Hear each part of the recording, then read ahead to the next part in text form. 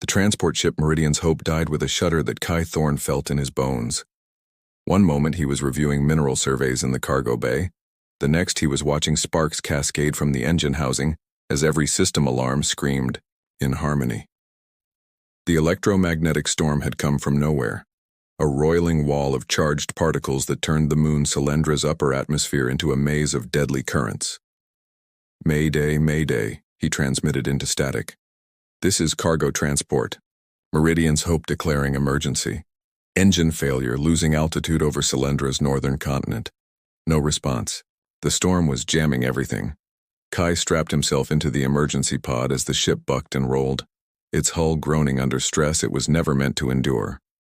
Through the viewport, Solendra's jungle canopy rushed up to meet him, an endless sea of crimson and gold vegetation beneath twin moons that hung like watchful eyes in the amber sky. The crash came in stages. First the screaming descent through thick atmosphere, then the bone-jarring impact as the pod's emergency chutes deployed too late. Metal shrieked against stone as he carved a furrow through ancient trees, finally coming to rest in a grove of towering fern-like plants that swayed gently in the humid breeze. Silence. Then the steady drip of coolant from ruptured lines. Kai inventoried his situation with the methodical calm that had kept him alive through 3 years of deep space mining operations. Emergency beacon, functional, but would take weeks to reach the nearest relay. Supplies, rations for 10 days, water for 5. The pod's recycling systems were damaged but repairable. His biggest problem wasn't immediate survival. It was the months he might spend alone on this moon waiting for rescue. He spent the first day setting up a shelter and scavenging useful materials from the wreckage. The jungle around him pulsed with alien life, insects that chimed like wind chimes, flowers that tracked his movement with eye-like centers, vines that glowed softly in the perpetual twilight beneath the canopy, beautiful but utterly foreign. Every sound made him tense, every shadow could hide danger. On the second morning, he realized he was being watched. It started as a feeling, the weight of attention on his back as he worked to repair the pod's water reclamation unit. When he turned, he caught glimpses of movement in the dense foliage, something large enough to be intelligent, careful enough to stay hidden. "I know you're there," he called out on the third day, his voice echoing strangely in the humid air. "If you understand me, I'm not here to hurt anyone. My ship crashed. I just need help." The answer came from directly behind him. "I understand you perfectly, human." Kai spun around, wrench raised defensively, and froze. She stood at the edge of his makeshift camp with the fluid grace of a predator, but her hands were empty and open at her sides. Tall and lean, with silver, hair that seemed to flow like liquid metal and skin that held a subtle luminescence, like moonlight caught beneath the surface. Her eyes were the deep violet of Solendra's twilight sky, studying him with an intelligence that was unmistakably alien yet familiar in its curiosity. "You've been watching me," he said, keeping his voice steady despite his racing heart. "For 2 days," she confirmed. Her accent was melodic, turning human words into something almost like song. "Your arrival was dramatic. The whole forest felt your ship's death throes." "Ship's death throes?" Kai lowered the wrench slightly. "You speak pretty poetically for a—" He paused, realizing he had no idea what she was. "Netherian," she supplied. "My name is Vesa. I'm a scout for my people's exploration fleet." She gestured toward the sky with one graceful hand. "Was, rather. My reconnaissance vessel encountered the same storm system that brought you down. I've been stranded here for 6 days." Relief and suspicion warred in Kai's chest. Another stranded traveler meant he wasn't alone, but it also meant complications he couldn't foresee. "Kai Thorne," he said finally, "cargo engineer, and if you've been here 6 days, why didn't you approach me sooner?" Vessa's expression remained neutral, but he caught something flickering in those violet eyes. Uncertainty, perhaps even fear. "My people have encountered humans before. The experiences were mixed. I needed to observe you, understand your intentions. And what's your verdict?" For the first time, she smiled, an expression that transformed her alien features into something unexpectedly warm. You talk to yourself while you work, you thank the wreckage when you successfully repaired your beacon, and you've been leaving food scraps in neat piles instead of scattering them. Either you're remarkably civilized for a human or you're very good at deception. Despite everything, Kai found himself smiling back. I prefer remarkably civilized. What gave me away? The way you sleep, she said simply. Humans who mean harm don't sleep so deeply in unknown territory. Trust requires rest, and rest requires trust. The logic was alien but sound. Kai set down his wrench entirely. So where does that leave us? Vesa stepped closer and he caught the first hints of her scent, something like rainfall in the electric, moment before lightning strikes. It leaves us both stranded on a moon that doesn't care about our species' histories with each other. I know where to find fresh water and which plants are safe to eat. You have technology and skills I lack. She paused, her luminescent markings seeming to pulse slightly brighter. I propose an alliance of necessity. An alliance, Kai repeated, studying her face for any sign of deception. He found none, only the same careful hope he felt building in his own chest. I can work with that. As the twin moons began their nightly ascent, casting the jungle in silver and gold, Kai helped Vesa arrange her few possessions in the camp he'd built from his ship's remains. They maintained a careful distance from each other, the politeness of strangers thrown together by circumstance, but when she demonstrated the safe way to harvest water from the broad leaves of a nearby plant, her hand brushed his, and the brief contact sent an unexpected warmth up his arm. Neither mentioned it, but as they settled into their separate sleeping areas that night, Kai found himself acutely aware of her presence, the soft sound of her breathing, the gentle glow of her markings visible even through her clothing. For the first time since the crash, he didn't feel alone. 3 days of shared survival had taught Kai that Vesa moved through the jungle like she belonged there. While he crashed through undergrowth and stumbled over roots, she glided between trees with an economy of motion that spoke of deep understanding. When she showed him which berries were safe to eat and which would cause painful digestive distress, he demonstrated how to rig a water collection system using salvaged components from his pod. Your people build things to last, Vesa observed, running her fingers along the improvised condensation collector. Her touch was reverent, almost sensual in its appreciation for good craftsmanship. We have to, Kai replied, watching those graceful fingers trace the metal joints he'd welded. Space doesn't forgive shoddy work. They had settled into an efficient partnership. Mornings were spent gathering food and materials, afternoons improving their shelter or working on individual projects, Kai attempting to boost his beacon's range, Vesa weaving sleeping mats from flexible plant fibers. Evenings meant shared meals around a small fire, their conversation growing less cautious with each passing day. Why did you leave Earth? Vesa asked on the 4th night, her violet eyes reflecting the flames. They sat close enough now that he could see the intricate patterns of her bioluminescent markings, like constellations mapped across her skin. Same reason you're out here scouting for your people, I think, Kai said. Earth felt too small. Too many people, too few frontiers. I wanted to see what was beyond the next star. And now? He gestured at the alien jungle surrounding them, its night sounds creating a symphony of chirps, hums, and distant calls. Now I'm farther from home than I ever imagined I'd be, and I'm not sure I mind. Vesa smiled at that, her markings pulsing slightly brighter. Something he'd learned indicated pleasure or amusement. My clutch siblings thought I was mad to volunteer for deep-range reconnaissance. Nitherians prefer the comfort of the known, the safety of established colonies, but I needed to see what lay beyond our borders. Clutch siblings? We emerge from communal nests, usually 12 to 15, young at once. Instant family. Her expression grew wistful. They're probably wondering if I'm dead. The vulnerability in her voice made Kai's chest tighten. Without thinking, he reached across the space between them and touched her hand.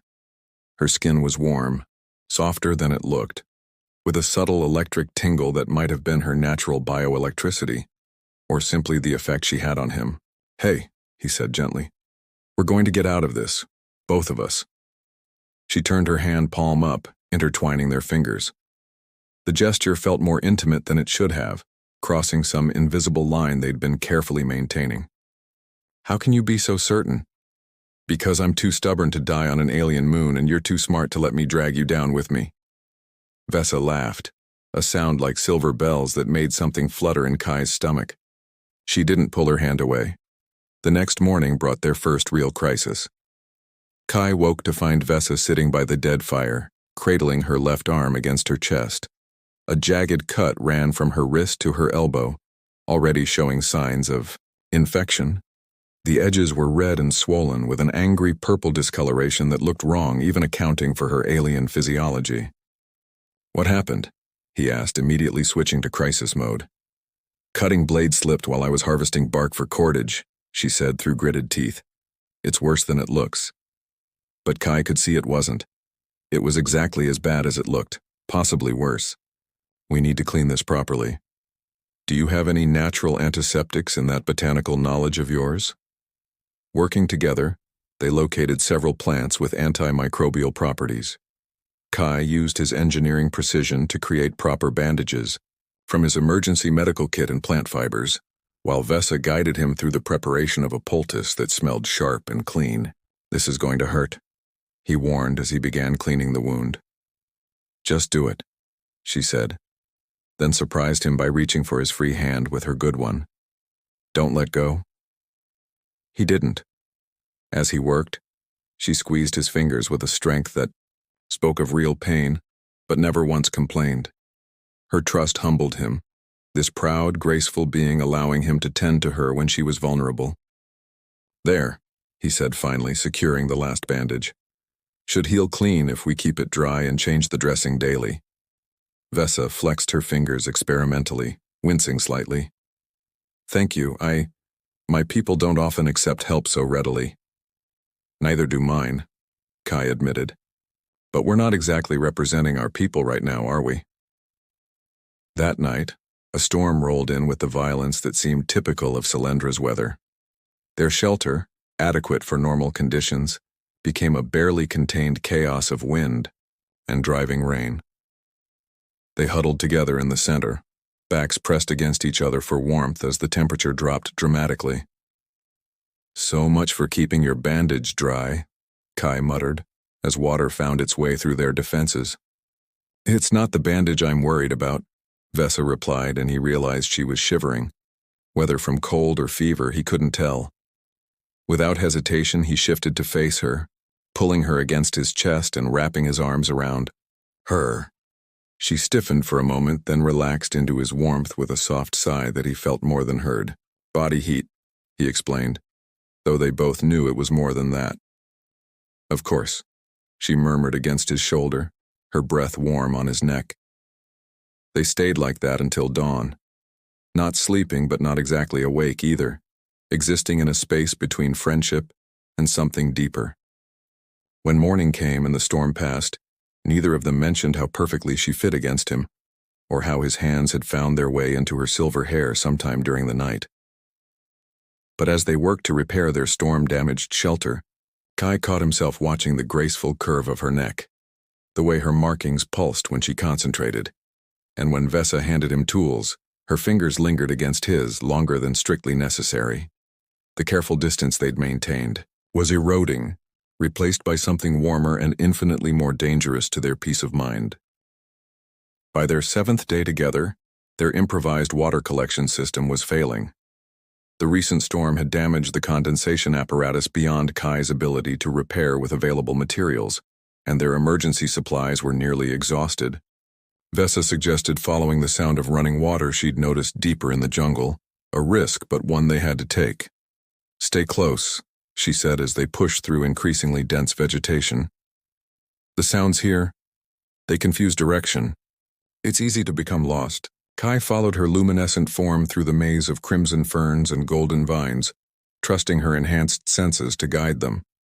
The jungle seemed alive around them, responding to their passage with subtle shifts in color and texture.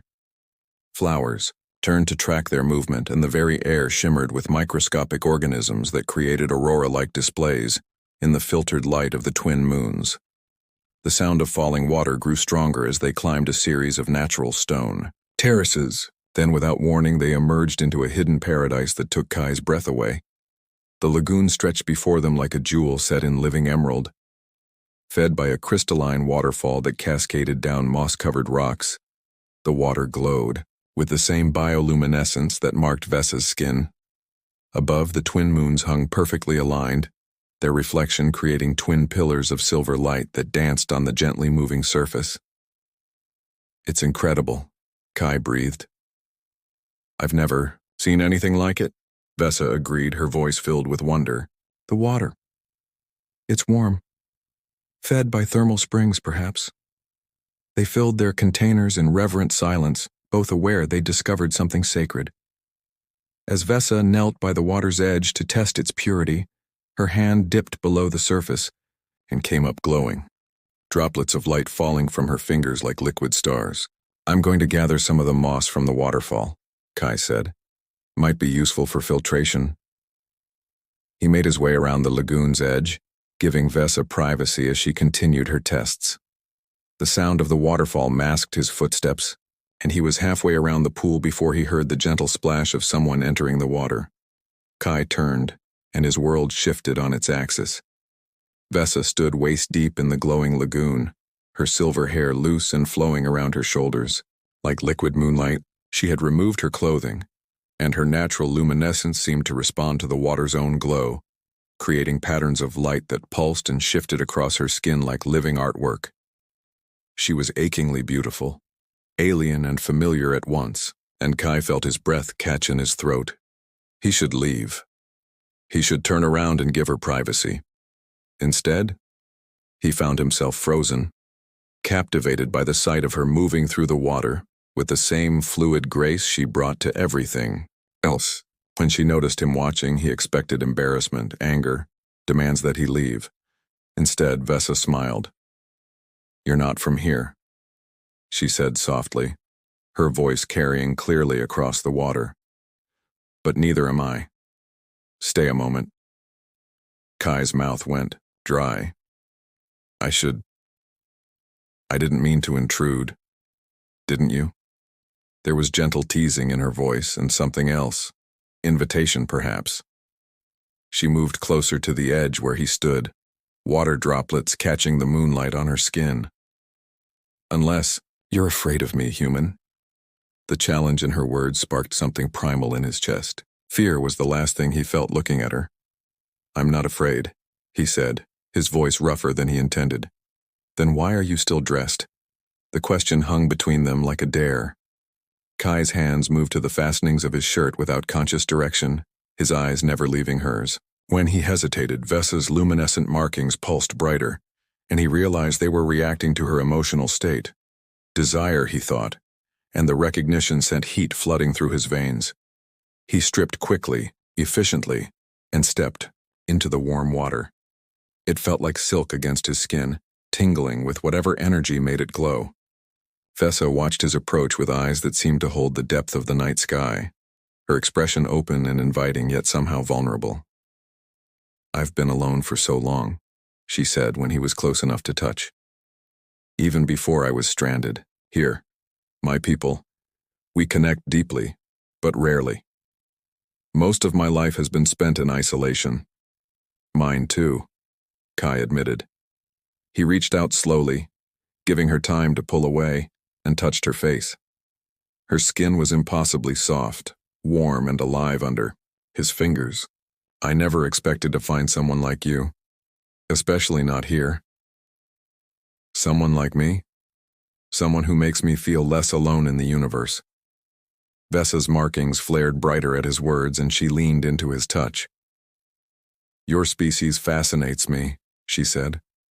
"So different from mine, yet I feel connected to you. Is that strange?" "If it is, we're both strange together." She laughed softly, the sound rippling across the water. Then, with a grace that took his breath away, she moved closer until they were sharing the same space, the same breath. Her hands came up to rest on his chest, fingers tracing the lines of muscle and bone with obvious appreciation. "Your skin doesn't glow," she observed, "but it has its own beauty." "So does yours," he said, his voice barely above a whisper. "God, Vesa, you're incredible." When she kissed him, it was like touching a live wire. Her lips were softer than human, lips with a subtle electric tingle that made his nerve endings sing. He pulled her closer, marveling at how perfectly she fit against him, how her alien warmth seemed to complete something he hadn't realized was incomplete. They explored each other slowly, reverently, each touch a question and an answer. Her markings responded to his caresses, creating patterns of light that painted both their bodies in shifting galaxies of color. When his hands mapped the graceful curves of her waist and hips, she made soft sounds of pleasure that drove him half mad with want. "I want you," she whispered against his ear, her breath sending shivers down his spine. "Is this wrong? Are we too different?" "We're perfect," he said, and meant it. "You're perfect." They made love there in the glowing water, under the light of twin moons and alien stars. It was tender and desperate at once, two lost souls finding home in each other's touch. Vesa's luminescence blazed brighter as passion overtook her, turning her into a constellation he could hold, could kiss, could lose himself in completely. Afterward, they moved to the soft moss beside the lagoon, unwilling to separate even for a moment. Kai traced the patterns of light that still pulsed gently across Vesa's skin, marveling at this beautiful, impossible woman who had somehow become his anchor in an alien world. "What happens now?" he asked, though he wasn't sure he wanted to know the answer. Vesa curled against him, her head on his chest, her markings gradually fading to their normal soft glow. "Now we pretend that rescue ships don't exist," she said, "at least for tonight." Above them, the twin moons continued their eternal dance, witness to the birth of something that transcended species, distance, and all the reasons why it should have been impossible. In the morning, they would have to return to the reality of their situation. But for now, they had each other and the promise that some connections are strong enough to bridge any gap, even the one between stars. Dawn came gently to their hidden paradise, filtering through the canopy in shafts of golden light that danced across the lagoon's surface. Kai woke with Vesa in his arms, her luminescent markings dim in sleep, but still beautiful, still mesmerizing. For a moment, he allowed himself to simply exist in the perfection of it, the warmth of her body against his, the soft sound of her breathing, the way her silver hair caught the morning light. Then reality intruded.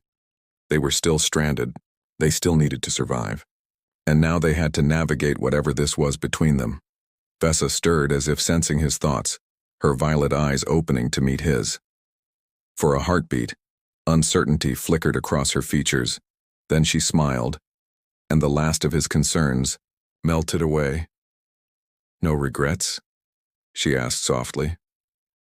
"Only that we didn't find this place sooner," he replied, earning himself a laugh that made her markings pulse with pleasure. They made love again in the soft morning light, slower this time, learning each other's responses with the patience of lovers who had all the time in the world. Kai discovered that the patterns of light on Vesa's skin weren't just beautiful. They were a language of emotion, telling him exactly what she felt as he touched her. When he traced the constellation of marks along her ribs, they flared bright, gold with pleasure. When he kissed the hollow of her throat, they shifted to deep blue-green, a color she later explained meant profound contentment. "Your species is more expressive than mine," she murmured as they finally rose to dress and return to their duties. "We show our feelings, but humans, you speak them. Constantly. With your faces, your voices, your entire bodies. Is that good? Or bad?" "It's intoxicating," she said, and the admission made her markings blush a soft pink. The next several days passed in a haze of deepening intimacy. By day, they worked on practical matters, improving their shelter, expanding their food sources, maintaining their equipment, but every shared task became an opportunity for connection. Vesa would find excuses to brush against him as they worked, her touch sending electricity through his nervous system. Kai caught himself staring at the graceful way she moved, the elegant curve of her neck when she bent over a task. Their conversations grew deeper, more personal. Vesa explained that Netherians bonded rarely but profoundly, forming connections that could last centuries. The admission scared and thrilled Kai in equal measure. She was essentially telling him that what they had wasn't casual, wasn't temporary, in her mind. "What about you?" she asked one evening as they shared a meal of roasted tubers and native fruits. "Human pair bonding patterns are complex. I've read about them but never experienced them." "We're complicated," Kai agreed. "We can love deeply or casually for a lifetime or a season. It depends on the people involved." "And us?"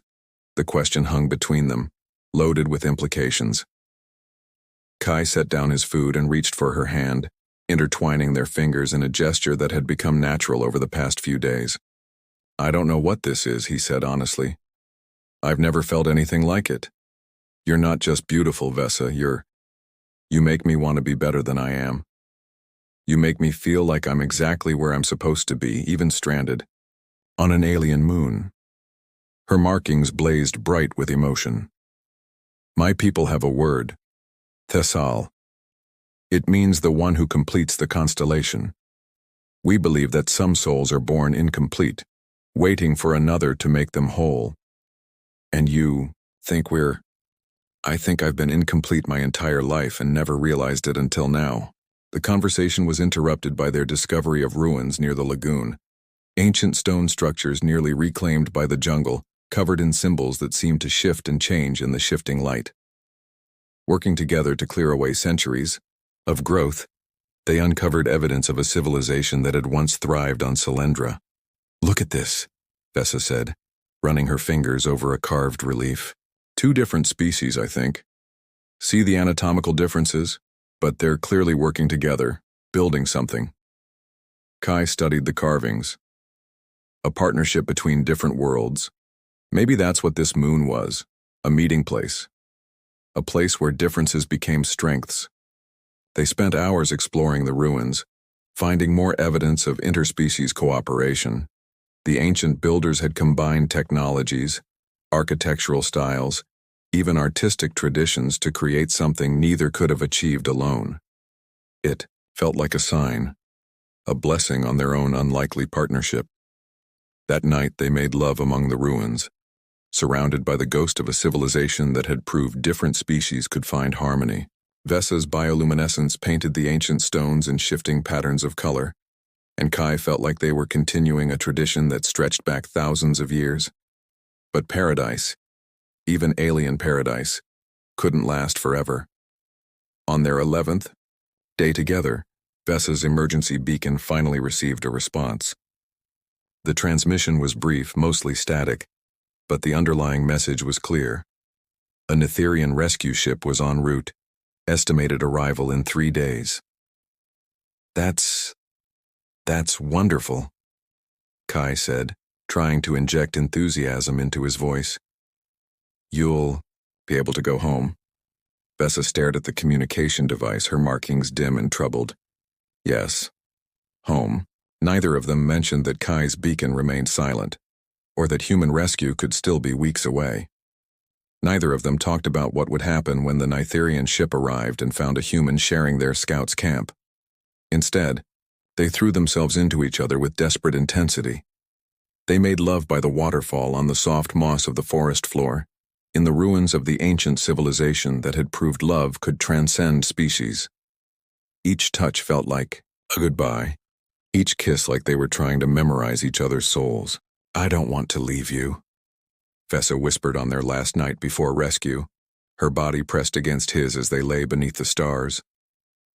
"The thought of going back to my old life, of pretending this never happened."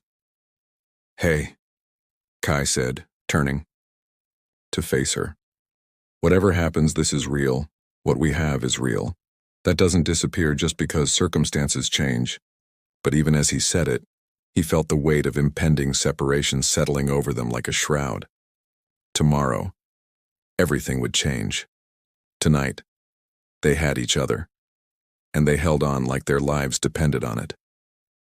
In the morning, the Netherian ship would arrive, and they would be forced to confront the question they'd been avoiding. What happened when the universe demanded they choose between love and duty, between their hearts and their species' expectations?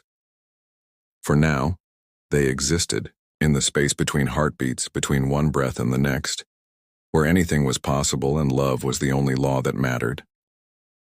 The Netherian rescue ship descended through Solendra's atmosphere like a silver teardrop, its hull gleaming in the light of the twin moons.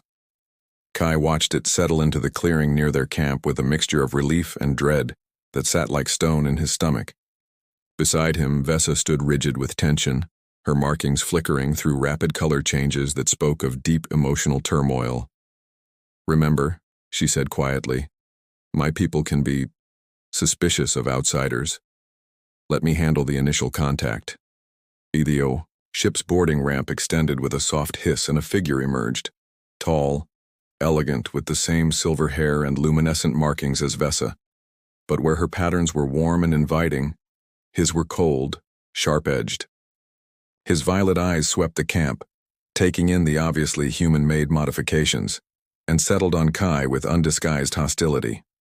"Scout Vesa," he said in accented standard, his tone formal.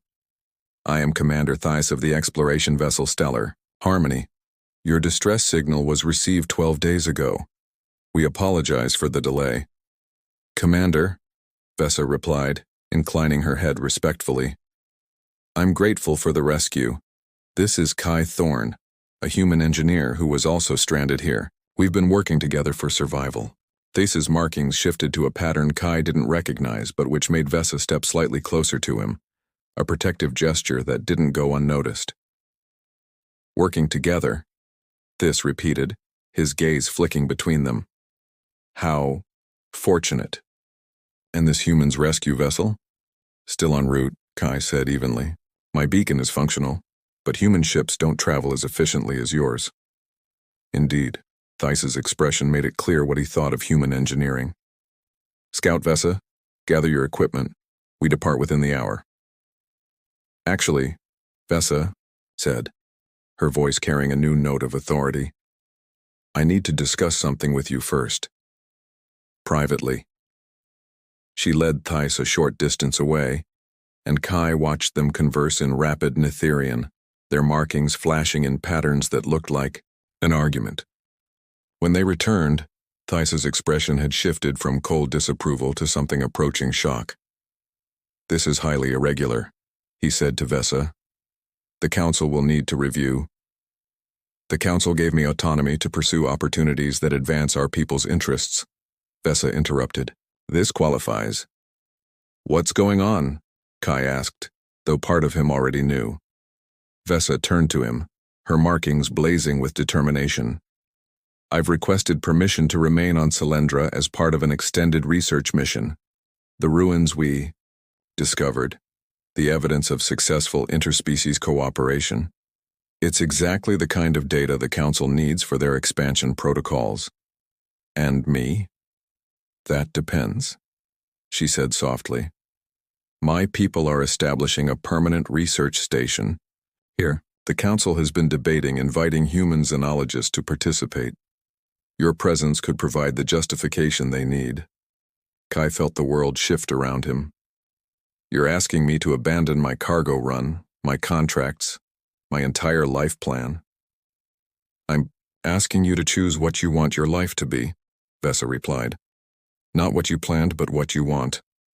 Before he could answer, a new sound filled the clearing, the whine of approaching engines. Kai's rescue ship materialized through the cloud cover, a bulky human transport that looked crude and industrial compared to the elegant Netherian vessel. "Looks like you don't have to choose after all," Theiss said with satisfaction. "Your people have come for you." The human ship landed with significantly less grace than its alien counterpart, kicking up dust and debris. The pilot who emerged was exactly what Kai expected, a grizzled freight hauler who looked like he'd been flying cargo routes since before Kai was born. "Thorne," he called out. "Damn glad to see you in one piece. When we got your beacon command, thought you were a goner for sure. You ready to get off this rock?" Kai looked at the pilot, then at the ship that represented his old life, his old plans. Then he looked at Vesa, whose markings had dimmed to barely visible patterns, as if she were trying to hide her emotions. "Actually," he said slowly, "I think I'm going to stay." The pilot's eyebrows shot up. "There, stay? On this jungle moon? What the hell for?" "Research opportunities," Kai said, his voice growing stronger with each word. "The kind that don't come along twice in a lifetime." Vesa's markings blazed bright with joy and relief. Thais looked between them with obvious exasperation. "This is completely unprecedented," the commander said. "A human cannot simply join an Etherian research expedition." "Why not?" Vesa challenged. "Our findings here prove that interspecies cooperation produces superior results. Kai's engineering skills complement our biological and cultural expertise perfectly. The Council should be celebrating this opportunity, not questioning it." Argument that followed was intense but brief. In the end, pragmatism won. The ruins represented a significant archaeological find, and having a human perspective on the research could provide valuable insights. More importantly, the freight pilot was eager to leave. Keeping his schedule meant more than understanding. Kai's sudden change of heart. "Your funeral," he said, loading the emergency beacon and some supplies back onto his ship. "But when you get tired of playing scientist on Gilligan's Island, don't expect another rescue mission." As the human ship lifted off, Kai felt a weight he hadn't realized he was carrying disappear from his shoulders. He was free from cargo runs and corporate contracts, free to explore and discover and build something new. "No regrets?" Vesa asked, echoing her question from their first morning together. "Only that it took me so long to figure out what I wanted," he replied. 6 months later, the Nitherian research station was a thriving hub of interspecies cooperation. The joint team had uncovered extensive ruins, translated significant portions of the ancient writings, and established the first formal protocols for human-Nitherian collaboration. Kai's integration into the team had been remarkably smooth. His practical engineering approach balanced the Nitherians' more theoretical methods perfectly, but the real success was personal. He and Vesa had become the station's unofficial ambassadors, proof that differences could be bridges rather than barriers. Their relationship had deepened into something that transcended cultural boundaries, a love that had inspired both their peoples to reconsider old prejudices. On their evening walks to the lagoon, now their private retreat from the busy research station, they would talk about the future, about the worlds they wanted to explore together, the discoveries waiting beyond the next star, the family they might build from two different species bound by choice rather than biology. "The Council has approved our request," Vesa said one evening as they settled beside the glowing water. "We're being assigned to the Deep Range Exploration mission, 5 years minimum charting uncontacted systems." "Together?" "Together," she confirmed, her markings painting both their bodies in shifting patterns of contentment and anticipation. "Just like we talked about." Kai pulled her close, marveling as always at how perfectly she fit against him. Above them, the twin moons hung in their eternal dance, witness to the love that had bloomed in their light. "So what's our first destination?" he asked. "There's a system about 40 light-years from here," Vesa said, settling into his arms. 7 planets, 3 potentially habitable. Preliminary scans suggest ruins on at least 2 of them. "More evidence of interspecies cooperation?" "Maybe. Or maybe we'll be the first to prove it's possible." She turned in his arms, her violet eyes reflecting the moonlight. "Either way, we'll be together." "Either way," Kai agreed, and kissed her as the bioluminescent water lapped gently at their feet, carrying their reflections out into the vast universe that had somehow conspired to bring 2 lost souls home to each other.